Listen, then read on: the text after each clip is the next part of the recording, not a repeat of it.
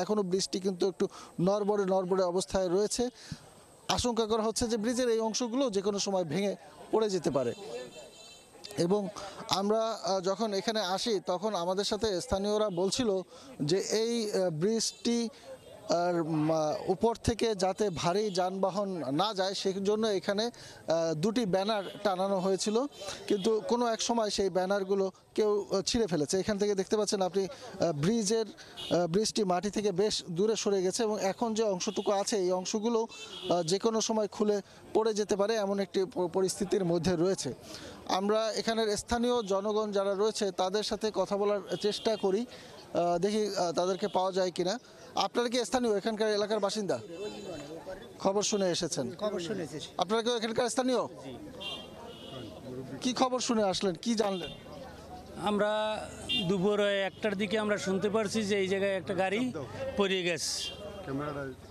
এই শুনে আমরা এই এলাকার লোকজন আমরা সবাই ছুটোছুটি করে আসিয়া এই মাইকের ভিতর থেকে আমরা কিছু লোক আর কি আমরা উদ্ধার করছি। আপনারাও ছিলেন উদ্ধার কাজে? জি জি জি, আমি নিজেই ছিলাম। কীরকম কি পরিস্থিতি দেখছিলেন? গাড়িটা কত নিচে আছে? গাড়ি হয়তো 10 ফুট নিচে আছে পানির। যারা উদ্ধার হয়েছে তখন তাদের অবস্থা কেমন ছিল? তারা ওখানেই ডেড ছিল। যারা জীবিত আছে? জীবিত আমরা দুইজন লোক আমরা জীবিত পাইছি, একটা বাচ্চা আর একজন। আমার একটা প্রশ্ন, সেটি হচ্ছে যে এই ব্রিজটির যে দশা অবস্থা এটা তো চোখের দেখায় বোঝা যায় এটা অত্যন্ত ঝুঁকিপূর্ণ। আপনারা স্থানীয় মানুষ এই ব্রিজটার এই অবস্থা দেখে প্রশাসনকে জানিয়েছেন বা এখানে কি কিছু ছিল?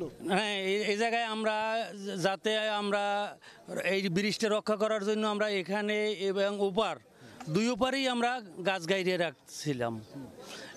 এরপরে ওই গাড়ি যাইতে পারে না, কেউ ঠেলা দিয়ে হালাই দেয়, কেউ উড়িয়ে ফেলায় এইভাবে। একটু কাছে আসেন, কি বলতেছিলেন আপনি?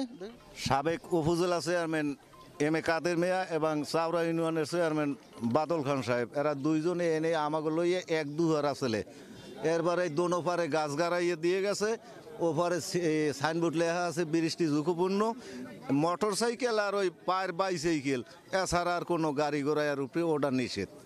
ওই তারপরে আমরা এই স্থানীয় দোকানদারটারা আমরা মানা করলে আমাকে মারে যা ডিটের এইবাররা কেয়ার কথা কেটা হনে ঠেললে উঠিয়ে যায় রাত্রে ওই গাছ গোছ ভাঙ্গিয়ে বালির ট্রাক উঠতো, বালির যে ট্রলার? না বালির টেরা করতে না, ওই ওপার করে পাইয়াররা গাছ কাটতে কিনতে এই গাছ গোছ আনতে টম তারপর ওই ধান ভাঙ্গা ধান কাটা মেশিন ওই হামজা এই সপ্তাহ টানতে টলিমলি এই সমস্ত করতে। এখন যে পরিস্থিতিটা ঘটলো, এই যারা কার্যক্রম এগুলো চালাইছিল তারা আসলে কি তাদেরই তো দোষ নাকি?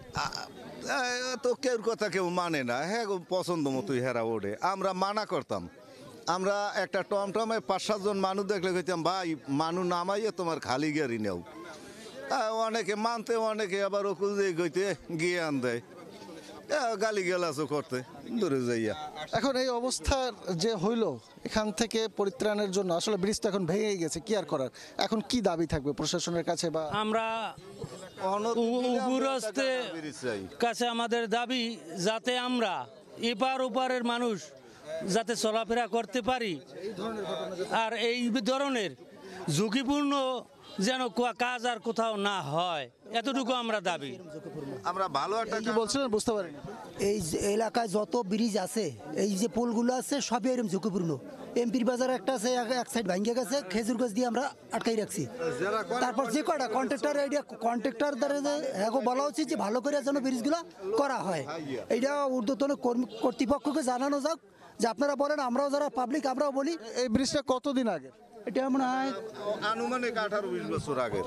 কত বছর আগের? আনুমানিক 18-20 বছর আগের। 18-20 বছর তো একটা ব্রিজ ভেঙে পড়ার কথা এত হয় নাই। 20 বছর চোর কইছি, কন্ট্রাক্টরেরা চোর।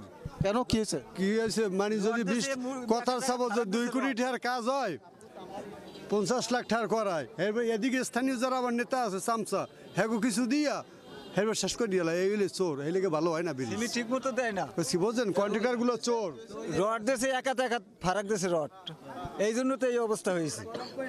রড ঠিক মতো দেয় না, রড দেওয়া লাগে 6 ইঞ্চি পর পর, রড দেশে 1 ফুট পর পর, 18 ইঞ্চি পর পর। যদি হয়, আমি আপনাকে কথা বলি, এই স্থানীয় যদি একটা ব্রিজ হয়, এখানে যদি কন্ট্রাক্টর দূরের থাকে সে ডরে ভয় কাজ ভালো করে। আর যদি স্থানীয় কন্ট্রাক্টর হয়, আমি বা আপনি কেউ তাদের কাছে যাই না ভয়ের কারণে, যে এত অমুকে হ্যাঁ দ্বারা লাভ হয়, দূরে রইলে যাই বলতে পারি এটা ভালো করো। স্থানীয় লোকজন কন্ট্রাক্টর এই জন্য চুরি করে ওরা খালি উদয় খাজুর গাছের সর দিয়ে চলে যায়।